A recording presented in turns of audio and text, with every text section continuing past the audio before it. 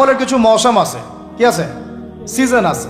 আমরা এখন শাবান মাসে আছি। কোন মাসে? নবী সাল্লাল্লাহু আলাইহি ওয়াসাল্লাম শাবান, রজব এগুলোর চাঁদ দেখলে একটা দোয়া পড়তেন। তিনি বলতেন আল্লাহুম্মা বারিক লানা, আমার সাথে বলেন আল্লাহুম্মা বারিক লানা ফি রজবিনা ওয়া ফি শাবানিনা ওয়া বাল্লিগনা রমাদানা।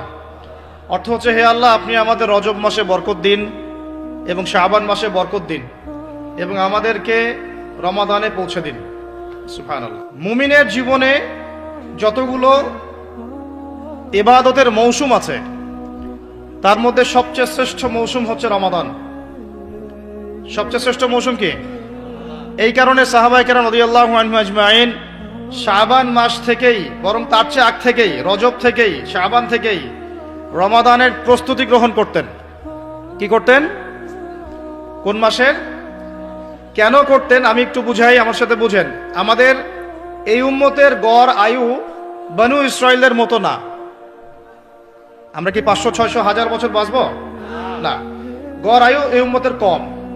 এই কারণে আল্লাহ রাব্বুল আলামিন আমাদেরকে এই ইবাদত করার জন্য অল্প সময়ে অল্প ইবাদতে যেন আমরা বেশি বেশি নেকি পাই, ফজিলত অর্জন করতে পারি, এই কারণে আল্লাহ রাব্বুল আলামিন আমাদেরকে কিছু মৌসুম দিয়েছেন, ইবাদতের কি মৌসুম। আর আল্লাহ পাক আমাদেরকে পাঠিয়েছেনই পৃথিবীতে তার ইবাদত করার জন্য। যেমন আল্লাহ পাক কি বলেছেন সূরা জারিয়াতের 56 নম্বর আয়াতে আল্লাহ পাক বলেছেন যে ওয়ামা খালাকতুল জিন্না ওয়াল ইনসা ইল্লা লিয়াবুদুন, আমি জিন জাতি আর মানব জাতিকে শুধুমাত্র আমার ইবাদত করার জন্যই সৃষ্টি করেছি। তাই না? আমাদের দুনিয়াতে আসার অন্য কোনো কারণ আছে? না। এখন আল্লাহ পাকের ইবাদত কি সবাই সমান করতে পারবে? উত্তর হচ্ছে না। আল্লাহ পাক বলছেন সূরা মুলকের মধ্যে গিয়ে বলছেন 2 নম্বর আয়াতে, আল্লাযী খালাকাল মাউতা ওয়াল হায়াতা লিয়াবলুয়াকুম আইয়ুকুম আহসানু আমালা। আমরা সবাই এটা তো পড়ি। রাতের বেলা সূরা মুলক পড়েন, কে কে হাত তোলেন? মাশাআল্লাহ, হাত নামান। ফজিলত, রাতের বেলা সূরা মুলক পড়ে ঘুমালে ইনশাআল্লাহ এই চর্চা, এই অভ্যাস, এই সুন্নতের উপর আমল করতে থাকলে আল্লাহ চান তো এই আমলের ওসিলায় আল্লাহ পাক তাকে কবরের আযাব থেকে মুক্ত রাখবেন ইনশাআল্লাহ।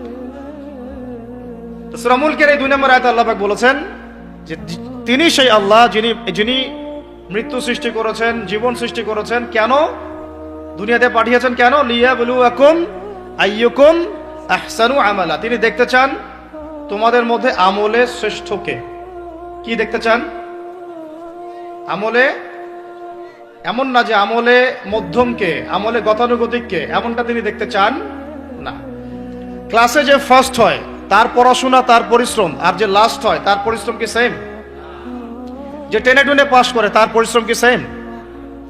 তাহলে আমরা বুঝলাম যদি আমাদেরকে ফার্স্ট হতে হয়, সেকেন্ড হতে হয়, থার্ড হতে হয়, টপ 10-এ থাকতে হয়, তাহলে আমাদের পরিশ্রমটাও কি করতে হবে? বেশি করতে হবে। সহজ জিনিস। আল্লাহ পাক এই জন্য আমাদেরকে পৃথিবীতে পাঠিয়েছেন।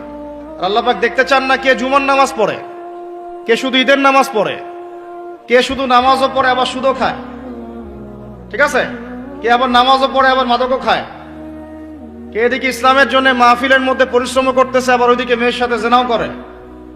আল্লাহ পাক এগুলো দেখতে চান না। আল্লাহ পাক দেখতে চান আমলের মধ্যে শ্রেষ্ঠ কে, কে সবচেয়ে ভালো। তো সবচেয়ে ভালো হতে হলে কি ফর্মুলা? পরিশ্রম বেশি করতে হবে, তাই না? পরিশ্রম বেশি করতে হবে, অন্যদের চেয়ে বেশি অ্যাক্টিভ থাকতে হবে, বুঝতে হবে বেশি, কাজ করতে হবে বেশি, ত্যাগ করতে হবে বেশি, সবর করতে হবে বেশি, তাই না? একই বিষয় জীবনে সফল হওয়ার জন্যও, একই বিষয় দুনিয়ায় সফল হওয়ার জন্যও, একই ফিলোসফি পরকালে সফল হওয়ার জন্যও। কথা ঠিক আছে? এখন আমাদের জীবনে একটা গন্তব্য আছে। গন্তব্যটা কি? আমার সাথে বলি জান্নাত। গন্তব্য কি? জান্নাতে যে ব্যক্তি যেতে পারবে তার দুনিয়া সফল, আখিরাত সফল। যে ব্যক্তি যেতে পারবে না তার দুনিয়াও বরবাদ, আখিরাতও বরবাদ। দুনিয়াতে নাম, যশ, খ্যাতি, টাকা, সম্পদ, পদ, রাষ্ট্রীয় ক্ষমতা ইত্যাদি থাকতে পারে। যদি সে ব্যক্তি পরকালে পুলসিরাত পার হতে না পারে সে সফল নয়, সে সফল নয়। কথা ঠিক আছে? এখন মনে করেন পৃথিবীর সবচেয়ে প্রতাপশালী একজন মানুষ ছিল ফেরাউন। কি নাম ছিল? সে কি পরকালে সফল? একই বিষয়, এখানে অনেকের অনেক বড় বড় সম্পত্তি থাকতে পারে, ক্ষমতা থাকতে পারে, যদি ঈমান, আমল এবং ইসলাম ঠিক না থাকে সে দুনিয়াতেও সফল না, পরকালেও সফল না। সত্যি কথা বলতে আমরা এই কোরআনের প্রতি সত্যিকার অর্থে শ্রদ্ধাশীল না। মুখে মুখে বলি আমরা কোরআন ফলো করি, কোরআন ভালোবাসি, কোরআনের জন্য জান দিব ইত্যাদি ইত্যাদি। অনেক সময় দেখা যায় কোরআন আমরা তেলাওয়াতও করতে পারি না। যে কিতাব তেলাওয়াতি করা শিখলাম না তার জন্য আপনি জীবন দিবেন? যে কিতাবের তেলাওয়াতি আপনি শিখতে পারলেন না এখনো, এখন সেই কিতাবের হুকুম বাস্তবায়ন করবেন, এই পর্যন্ত ঈমান তো যাওয়া অনেক দূরের কথা, তাই না বিষয়টা? এর প্রতি ভক্তি শ্রদ্ধা তো আসবে না, কারণ তিলাওয়াতি তো এখন শিখছেন না, অনুবাদ পড়ছেন না, আয়াতের অর্থগুলো জানছেন না। এটা আল্লাহ পাক এই মানব জাতির জন্য পাঠিয়েছেন, পুরো মানব জাতির জন্য, শুধু মুসলিমদের জন্য না। এখানে আল্লাহ বলেছেন চুরি করলে চোরের হাত কেটে দাও। কি করো? কে শুনবে এই কথা? এখন কে মানবে এই কথা? আল্লাহ পাক বলেছেন ফাযাক্কির, তুমি উপদেশ দাও, ইন নাফআতিয যিকর, যদি উপদেশ কাজে আসে, সায়াযাক্কারু মান ইয়াখশা, যে আল্লাহকে ভয় করে দ্রুত ফিরে আসবে ইনশাআল্লাহ। আল্লাহকে যারা ভয় করি আমরা ফিরে আসবো না ইনশাআল্লাহ? আল্লাহ পাক বলছে ফাযাক্কির, উপদেশ দাও। ফাযাক্কির কি? তুমি উপদেশ দাও। ফাযাক্কির ইন নাফআতিয যিকরা সায়াযাক্কারু মান ইয়াখশা। অন্য সূরা আছে ফাযাক্কির ইন্নামা আনতা মুযাক্কির, ফাযাক্কির ইন্নামা আনতা মুযাক্কির, তুমি শুধু উপদেশ দাতা। লাস্তা আলাইহিম বিমুসাইতির, তুমি কারো প্রতি দারোগা নও। আমরা কারো প্রতি কি নই? দারোগা নই। আমাদের কাজ কি? বাল্লিগু আন্নী ওয়ালাউ, প্রচার করো একটা আয়াত যদি যান, বাস। এরপর যদি না মানেন আপনার প্রস্তুতি আপনি গ্রহণ করেন। একটা বিষয় খেয়াল করেন না, যে যখন সূর্য ডুবে যায় তখন পাখিগুলো কি করে বলেন? বাসায় ফিরে যায় না? মানে দিন শেষ, সূর্য ডুবে গেছে, এখন বাসায় ফিরতে হবে, তাই না? এভাবে আল্লাহ পাক রমাদান দিয়েছেন আমাদেরকে, কেন জানেন?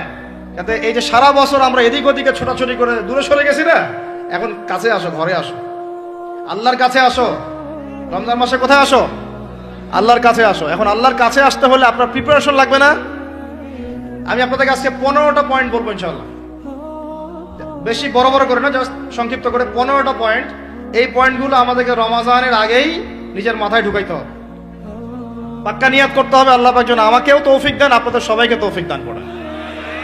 তো আমি যেটা বলছিলাম ভাই, আমাদের আগে ইলম শিখতে হবে, আমল বাড়াইতে হবে, ওলামায়ে কেরামের সোহবত লাগবে, আর রিজিক হালাল করতে হবে। কি করতে হবে?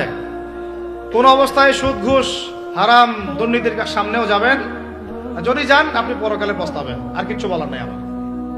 যদি যান তাহলে আপনি দুনিয়াতেও পস্তাবেন, পরকালে পস্তাবেন। আল্লাহ পাক আপনাকে হেফাজত করে না। আমি বের হয়ে আসেন, নিয়াত করেন, রিজিকের মালিক আল্লাহ। আর রাজ্জাক কে? কে আর রাজ্জাক? এই সাগরের নিচে যে মাছগুলো থাকে লক্ষ লক্ষ কোটি কোটি, কোনোদিন সুদ খায়, ঘুষ খায়, জুলুম করে? ওদেরকে কে খাওয়ায়? এই জমিনে যত প্রাণী আছে চাকরি বাকরি করে, কখনো ব্যবসা করে? কিছুই তো করে না। কে খাওয়ায়? তা আমাকে সুদি খাওয়া লাগলো, আমাকে রিজিকের জন্য সুদি খাওয়া লাগলো, হ্যাঁ? আমাকে ঘুষি খাওয়া, আমাকেই খাওয়া লাগলো, আমাকেই দুর্নীতি করতে হইলো। আল্লাহ পাক আমাদেরকে বুঝ দান করেন। আমি রিজিক আল্লাহ পাক দিবেন। যদি আপনি হারামে চান তখন হারামেই পাবেন, হালালে চাইলে আল্লাহ পাক হালাল রাস্তা বের করে দিবে ইনশাআল্লাহ। তো এগুলো আমাদের কাজ ভাই। একদিন দুই দিনের মাহফিল করে আমরা সব কায়েম করতে পারবো না। তারপরে আমাদের পরিবারের আদর্শ ঠিক করতে হবে। পরিবারের মেয়েদেরকে